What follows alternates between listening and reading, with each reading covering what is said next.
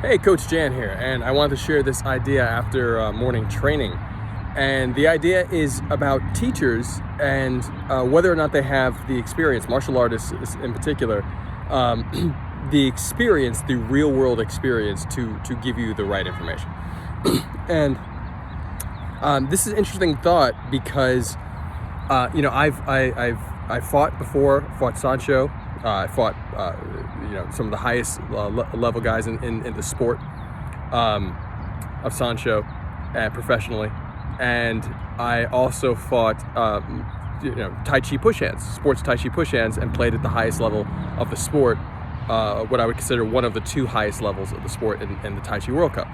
And when I was training, specifically for those competitions, fighting like Beijing's pro team, on Liang's New York International San Shou team, or on the U.S. Tai Chi push hands team, one of the things that I would question would be the teachers I already had around me that actually got me to that point of capability that I could actually perform at that against in these arenas. So, I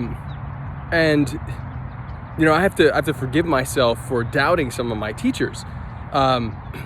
Because it's not on them to give me the information to succeed. In my opinion, it's on me as a performer to extract the information to succeed.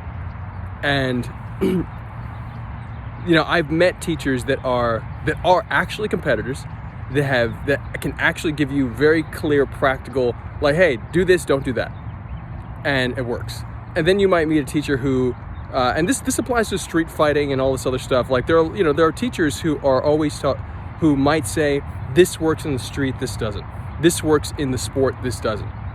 Has that teacher actually competed? Has that teacher actually fought a lot in the street, etc.? And those are common questions. Oh, that would work or that wouldn't work. I think that type of conversation is actually counterproductive. It really comes back to can I extract information for me?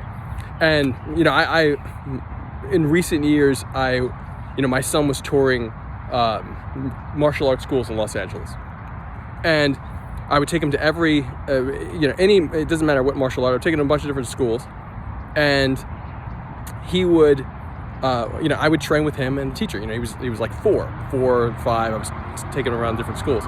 And I remember one teacher, very heavy set guy,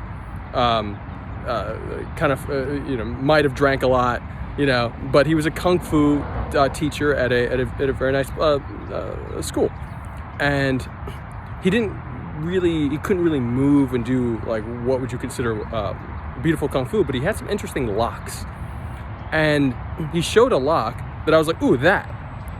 I can take that and put that into Tai Chi push hands and make it work. Please show me that again. Doesn't matter how practical or impractical he showed it. I knew because I know my body mechanics. I know body mechanics at this point, and I'm still getting better. But I knew I could extract that. And the extraction when I played when I was studying with Sifu Keith Tong, my Wu style Sifu. He's taught me push hands exercises and drills that are some of the best and most sustainable push hands exercises, the most sustainable push hands exercises I've ever come across from any stylist. They're the most practical and most sustainable. And you can see some of those on my channel. Just look for Sifu Keith Tong. And I'll go into more details on those as well. But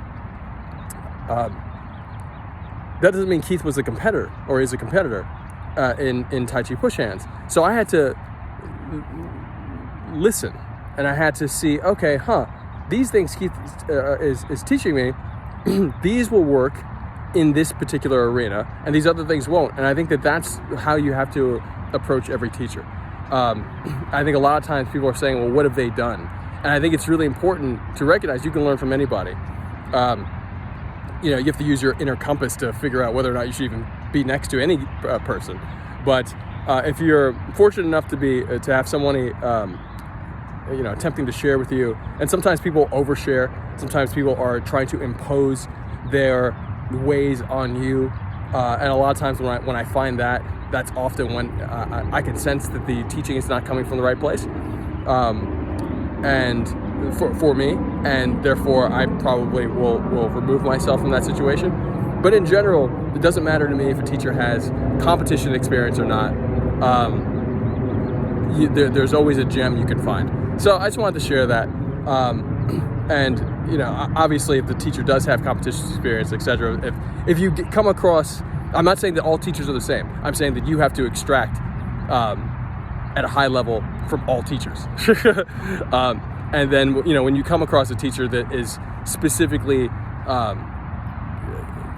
talented at the arena you want to be in, that's a fantastic blessing.